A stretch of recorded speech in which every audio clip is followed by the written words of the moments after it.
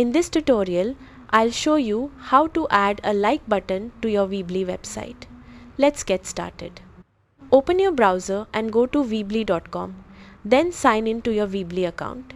From your dashboard, select the website you want to edit and click Edit Site.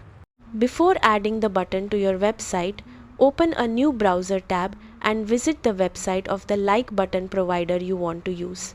Generate the embed code for your like button and copy it to your clipboard.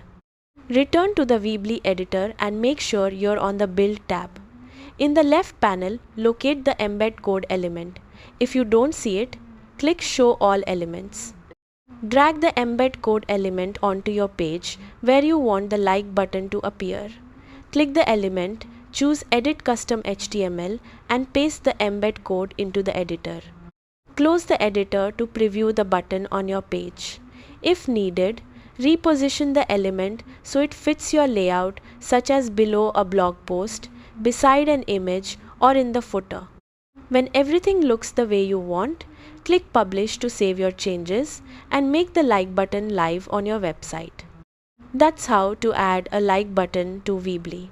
Thanks for watching.